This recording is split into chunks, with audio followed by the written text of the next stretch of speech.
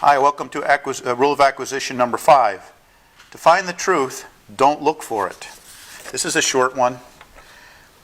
This video demonstrates two things: that scientific progress is better served if we never assume we know the truth. And second, that if we do things right, that the knowledge of the truth will have no value in the end. In other words, it won't matter what the truth is. We're going to find it, but it won't matter what it is. Let me explain. We'll explain that. First, don't assume the truth. In Rule of Acquisition 3 and 4, it was demonstrated that we do not need to have true models or theories to obtain utility and make progress. In Rule of Acquisition 1 or 2 demonstrated that scientific progress is crippled when humans believe that they have a true theory or model. Why? Because if we think we know the truth, we stop questioning what we know. And we come across counterexamples, we automatically assume we made a mistake. And when other people come to us with counterexamples, we say, oh, you're an idiot, you don't know what you're doing, you're a crackpot. Okay, the best thing we can do is not assume we know the truth.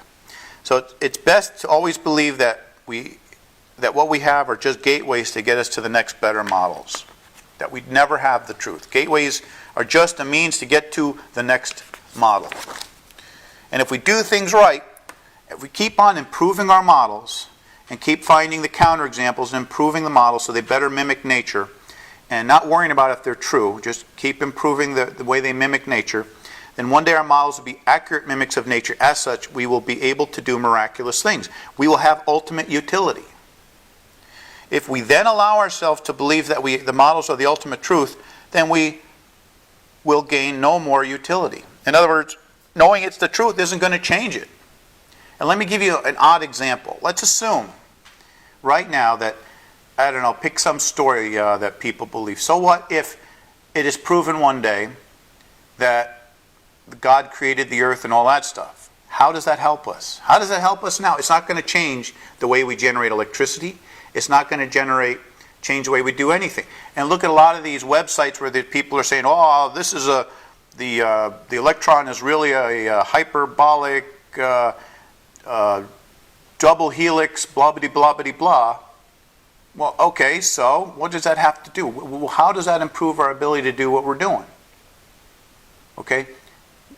The utility of the models is more important. The utility helps us do things like grow food, create energy, get people into space without using Roman candles. Who cares what truly something is? If you don't have a model that mimics it, it's completely useless. Okay, knowledge that it's the truth will not yield any more utility. So in other words, knowledge of the truth is worthless. You can call an electron a three-handled moss-colored family Gradunza, and that might actually be true, but unless that truth gives us a better model that we can use to mimic and make better things, your knowledge of the truth is completely useless.